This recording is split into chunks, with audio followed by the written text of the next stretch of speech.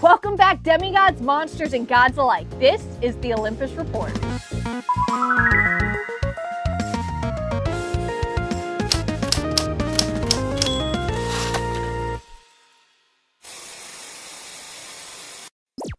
Let's set sail, Half-Bloods.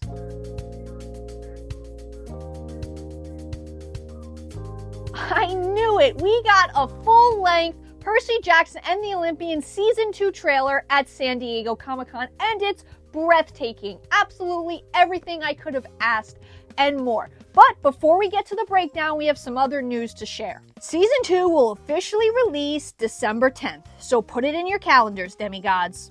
Entertainment Weekly was also holding out on one more photo. We got an exclusive look at Tyson. Half-Bloods, he looks like he was pulled straight out of the page. This is Tyson, the lovable goofball. I personally think the CGI looks great.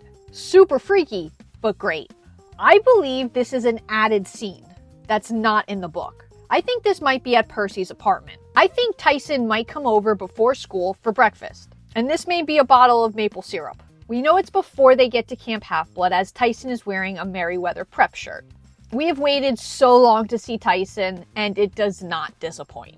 And I know why they waited on this one, because we got to see Tyson in all his glory in the trailer. So let's take a look at it and break it down shot by shot. The trailer features Poseidon talking to Percy, warning him that there's evil forces out there, most likely in reference to Kronos. He tells him war is inevitable, and something more powerful than the will of the gods is coming. Finally, he tells Percy to brace himself. Our first shot is of a puddle with steam and two figures in the background that I can't really make out. A Greek helmet is then slammed into the ground. My best guess would be this takes place at Camp Half-Blood. Our second shot is very misty and features a group of people walking towards the camera.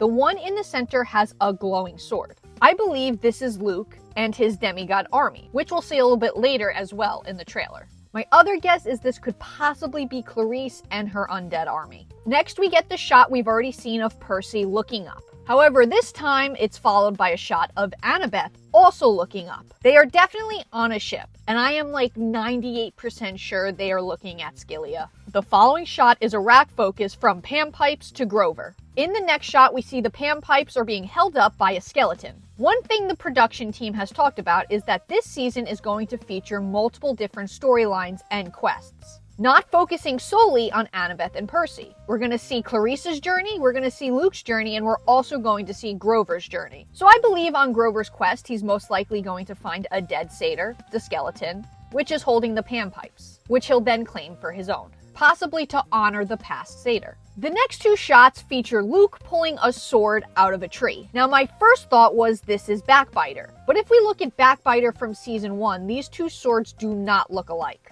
I'm not really sure what this sword is or if it has any significance, but I believe he was stabbing Thalia's pine tree. So maybe this is how he poisons it, and we're gonna get to see that. The next shot is Clarice walking up onto a shore with her undead army. We can see Confederate soldiers, I think maybe a Roman or Greek soldier, and what looks like someone from the Navy. Super cool, but the only thing I would say about this is I don't think they look quite zombie enough.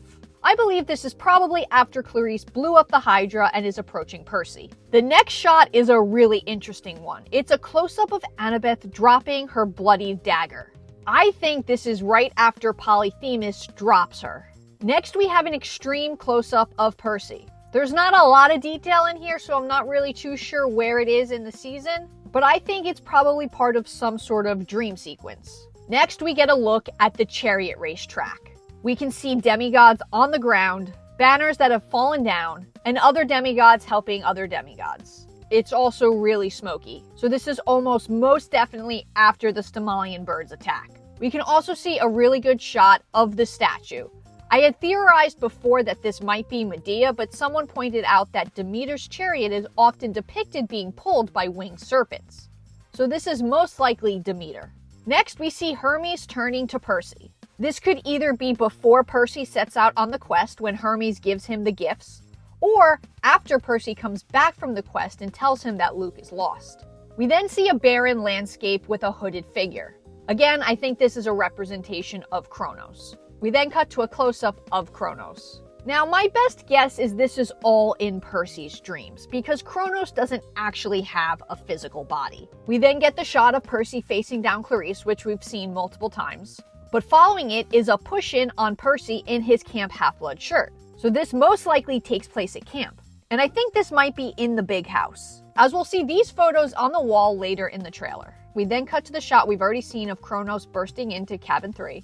We then get a quick scene of Mr. D calling Percy Peter, of course, and telling him that he did something great last summer, but he doesn't even remember it. We can see the pictures I mentioned earlier. I believe this is the big house. We also get our first look at Tantalus. Next, we see a ship out in the open ocean. We then cut to Percy inside said ship. So my thought is maybe this is the lifeboat they take from the Princess Andromeda. We then see a wet Grover with some other companions facing down a giant tentacle monster. Now this might be Scylla, but it might also be a completely new monster for the season. We then see Percy at the front of a ship, facing down a very choppy ocean. We then see Percy and Annabeth in a ship gazing into the distance. I have two theories. This is either right before the sirens or after they come aboard Clarice's ship. We then see Percy versus Clarice once again. Another shot of Clarice's undead army, and we can even see a British soldier in this shot. We see Percy through the window of a ship. I believe this is Clarice's ship, which maybe means that earlier shot was in Clarice's ship. Grover playing his panpipes. Luke leading his demigod army. Now this sword looks a little bit more like Backbiter. Now this shot has me a little bit curious. Who are they attacking? Or is this part of the expanded storyline of Luke's journey? We then see Percy facing down Luke aboard the Princess Andromeda. Percy fights back Luke as he holds the golden fleece. In the book, Percy was supposed to give the fleece to Clarice to take back to camp before he even faced down Luke. So this makes me think that some things are going to be a little bit rearranged. We then see Percy running through the Princess Andromeda with the fleece and a stab wound on his stomach. The Oracle spewing a prophecy, and a demigod with a bow and arrow. I believe this is the new added character, not from the book, Allison. And then this next sequence of shots is really interesting. We see a bloodied Percy on the ground, and Luke going in for the kill shot. However, it's blocked by a trident. Now, Percy is in his chariot race armor, but he's not in the same shirt. He's in a Camp Half-Blood shirt, so we can infer he's at Camp Half-Blood, but what is Luke doing there? Now, I have a theory. In Season 1, we saw that Backbiter could open up portals to anywhere he wanted. And combined with that earlier shot we saw of Luke charging with an army, does Luke attack Camp Half-Blood?